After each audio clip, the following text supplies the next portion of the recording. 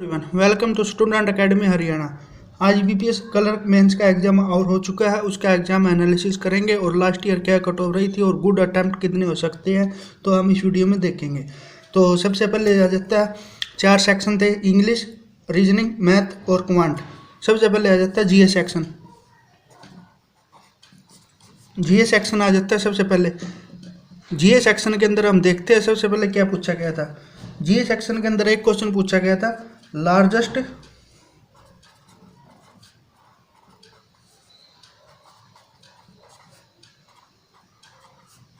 रबड़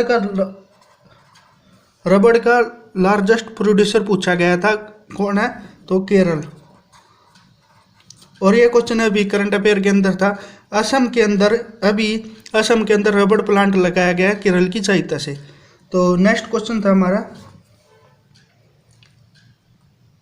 current SLR पूछ रखी थी। एसएलआर रेट कितने है करंट पूछी जाए तो 18% करंट एसएलआर रेट है।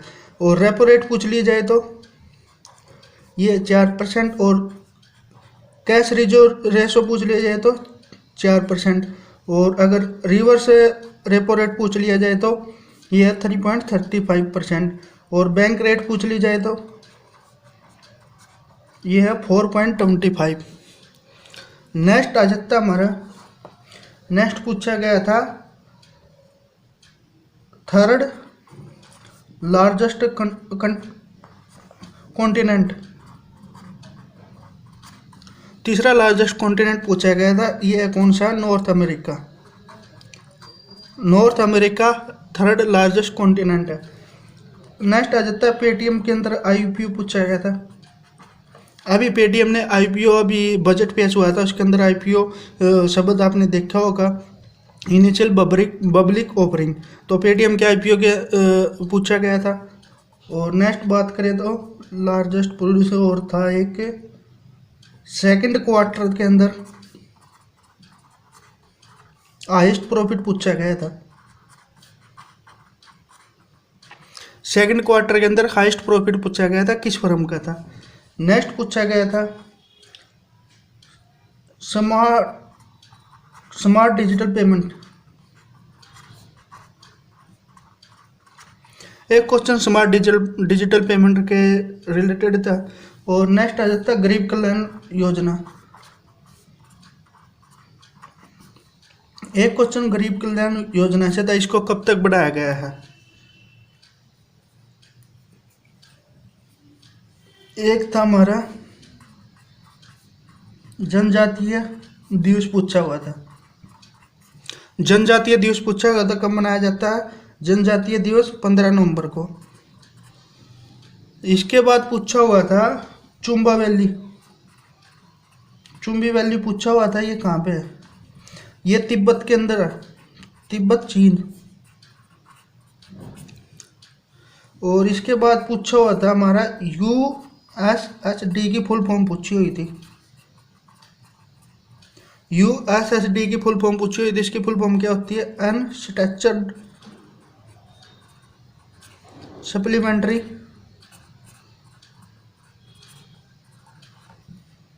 सर्विस डाटा, ये इसकी फुल फॉर्म होती है। और नेक्स्ट पूछा गया था पीसीए के अंदर अभी कौन सा बैंक है, पीसीए में अभी कौन सा बैंक है। अभी एक ही बैंक बचा हुआ है, CBI, central bank of India. PCA के अंदर अभी एक ही बैंक बचा हुआ है, सेंट्रल बैंक ऑफ इंडिया। फिर नेक्स्ट आ जाता है हमारे पास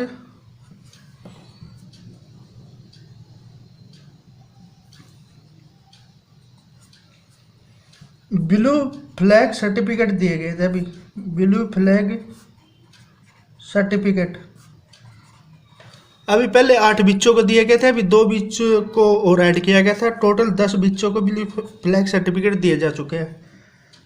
फिर पूछा गया था एक स्पाइनी मार्केट प्लेस पूछा हुआ था, किस प्रकार की फर्म है, स्पाइनी मार्केट प्लेस के बारे में पूछा गया था। फिर पूछा गया था पेटीएम पेमेंट बैंक है, पेटीएम पेमेंट बैंक किस एक्ट के अंदर आता है? पेटीएम पेमेंट बैंक किस एक्ट के अंदर? अभी आरबीआई एक्ट 1934 के अनुसार इसको शेड्यूल बैंक का दर्जा दे दिया गया है। पेटीएम बैंक को शेड्यूल बैंक का दर्जा दे दिया। नेक्स्ट आ जाता है कोविड-19 के लिए एडीबी ने अभी लोन दिया था। कितना लोन दिया था वो अमाउंट पूछी गई थी। और एक पूछा गया था wild life institute of India 1982 के अंदर स्थापना हुई थी, परंतु कहाँ पे हुई थी ये पूछा गया था। इसका हेडक्वार्टर कहाँ पे? देहरादून के अंदर। देहरादून के अंदर इसकी स्थापना हुई थी। नेक्स्ट आ जाता है हमारे पास हारबिंजर की थीम पूछी हुई थी।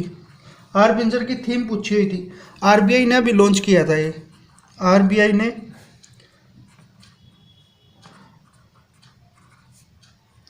First global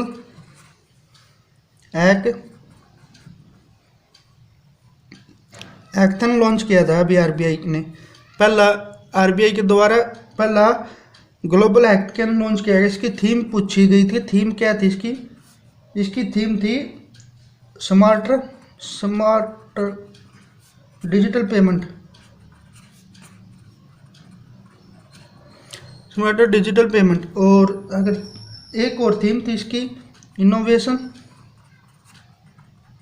for transformation. अब ये था ऑप्शन में या दूसरा था? नेक्स्ट पूछा गया था नोएडा इंटरनेशनल एयरपोर्ट किसकी मदद से बनाया गया है? नोएडा इंटरनेशनल एयरपोर्ट किसकी मदद से बना है? ये ज्यूरिक की मदद से बनाया गया है। और एक था पीएलआई स्कीम के। एक क्वेश्चन था पीएलआई स्कीम। पीएलआई स्कीम में सोलर सेल के लिए कितनी अमाउंट अलॉट की गई थी? 24,000 करोड़ रुपए सोलर सेल के लिए अमाउंट अलॉट की। और पीएलआई स्कीम के अंदर टोटल 1.97 करोड़ रुपए इन्वेस्ट करने की बात है। और एक पूछा गया था CRAR पूछा हुआ था।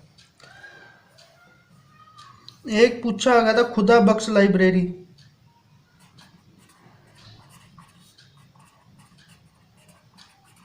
खुदा बख्श लाइब्रेरी पूछा हुआ था। ये कहाँ पे है? पटना बिहार के अंदर। पटना बिहार के अंदर खुदा बख्श लाइब्रेरी है। और पूछा हुआ था इसके अंदर एनडीबी ब्रिक्स बैंक के रिलेटेड क्वेश्चन था। अभी कितने मेंबर? 9 मेंबर हो चुके हैं। अभी 3 मेंबर जुड़े थे इसके अंदर। एक क्वेश्चन था इसके अंदर national family health survey.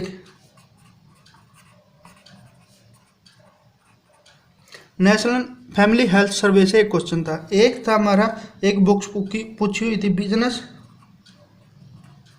Business सूत्रा बुक पूछी हुई थी। किसके द्वारा है? ये है देवदत्त पटनायक द्वारा ये बुक लिखी गई है। एक क्वेश्चन था आरबीआई रिटेल डायरेक्ट से था। आरबीआई रिटेल डायरेक्ट से था। और क्वेश्चन थे हमें एक क्वेश्चन पूछा हुआ था। एक था हमारे पास हाईएस्ट पॉपुलेशन डेंसिटी किस स्टेट की है? हाईएस्ट पॉपुलेशन डेंसिटी किसकी है? तो इसका आंसर 2001 जनगणना के अनुसार ही बता सकते हैं हम, वेस्ट बंगाल की थी। और यूटी की बात करें तो दिल्ली की थी। और सबसे कम डेंसिटी पूछ ली जाए तो लोवेस्ट तो अरुणाचल प्रदेश की। तो ये जीके के कुछ क्वेश्चन थे। तो उम्मीद है आपके क्वेश्चन गुड अटेम्प्ट हुए होंगे जीके के अंदर। जीके इतनी हार्ड भी नहीं कह सकते और इतनी इजी भी नहीं कह सकते। तो इसके बाद हम देखते हैं, इसके बाद नेक्स्ट सेक्शन आ जाता है हमारा रीजनिंग का। रीजनिंग के अंदर पूछा हुआ था कोऑर्डिनेट बेस्ड डायरेक्शन थी 3 मार्क्स की थी, और कोडेड ब्लड रिलेशन थे, ये भी 3 मार्क्स के थे, और इनक्वालिटी थी, ये 2 मार्क्स की थी। और डाटा सफिशिएंसी आया हुआ था 3 से 4 मार्क्स का, और एक वर्ड दिया हुआ था आपको, उसकी फॉर्मेशन थी, वर्ड फॉर्मेशन का एक क्वेश्चन था, और मशीन इनपुट आउटपुट था, इजी था। मशीन इनपुट आउटपुट 5 मार्क्स का था। और पजल थी, एक के अंदर 12% दिए हुए थे, एक पजल के अंदर 12% दिए हुए थे।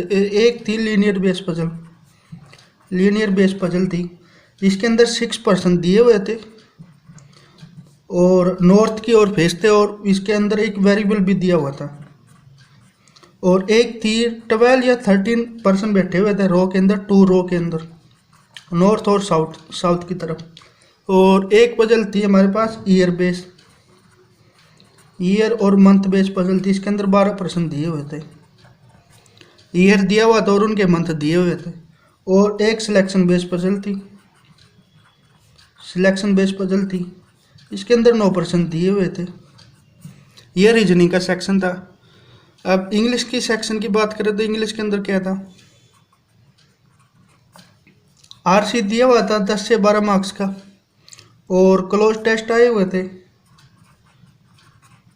6 से 7 क्वेश्चन क्लोज टेस्ट के थे, और फ्रेज रिप्लेसमेंट था,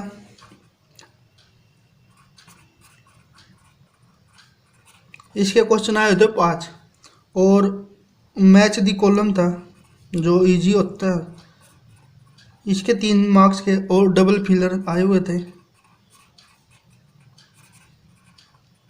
इसके भी 3 मार्क्स के, डबल फिलर के भी 3 मार्क्स के थे। तो ये हमारा इंग्लिश का सेक्शन है। अब आ जाते हैं कमांड की बात करें तो हम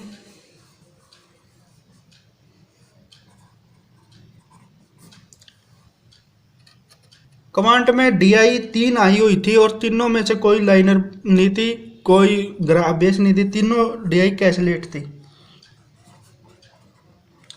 कैसलेट DI आई हुई थी 3।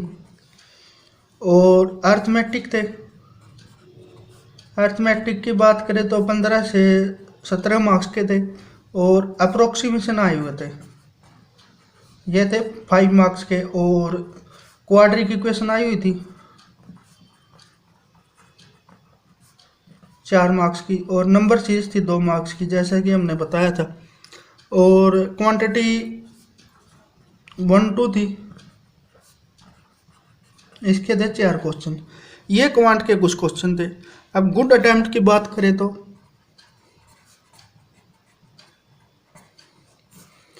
सबसे पहले मैथ, रीजनिंग, जीके और इंग्लिश। मैथ के अंदर गुड अटेम्प्ट की बात करें तो नंबर सीरीज हो सकते थे 2, क्वाड्रिक इक्वेशन हो सकती थी 4 तो 6, इसमें से 3 लगा सकते हम, 3 इसके अंदर, 2 5, अप्रोक्स 5 के 5 हो सकते थे 10, और 5 अर्थमेटिक भी कर सकते थे, 3 2 5 5 10 और 5 15। क्वांटिटी 1 और क्वांटिटी 2 का 2 क्वेश्चन कर सकते 17, और कैसलेट DI 1 DI तो बना सकते थे 5 मार्क्स की, 17 और 5 22। अब मैथ के अंदर अराउंड गुड अटैम्प्ट की बात करें तो 20 से 22 हो सकते हैं। और रीजनिंग की बात करें तो रीजनिंग के अंदर कितने हो सकते हैं, रीजनिंग के अंदर हम बात करें तो रीजनिंग के अंदर मिसलेनियस भी था कुछ पार्ट। रीजनिंग की बात करें तो हम रीजनिंग के अंदर 18 से 24 मार्क्स हम गुड अटैम्प्ट मान सकते हैं। और बात करें जीके की, जीके हमने देख लिया एनालिसिस, उसके बेस पे हम बात करें तो इतना आई नहीं था जीके जितना आना चाहिए था। जीके की बात करें तो 20 से 24 मार्क्स तक आराम से कर सकते थे।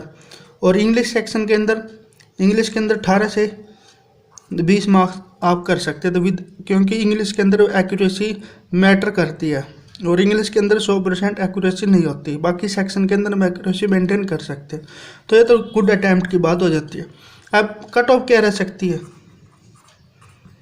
एक्सेप्ट क्या कर सकते हैं इस साल हम, क्या एक्सपेक्ट। और लास्ट ईयर की कट ऑफ आप देख सकते हैं कितनी रही है, लास्ट ईयर की कट ऑफ आप देख सकते हैं कितनी रही है। हर स्टेट वाइज कट ऑफ जाती है IBPS क्लर्क के अंदर, हर स्टेट वाइज आप कट ऑफ देख सकते हैं। ये मिनिमम कट ऑफ है, इतनी कट ऑफ रही थी हर state wise, SC OBC EWS general के लिए आप देख सकते हैं।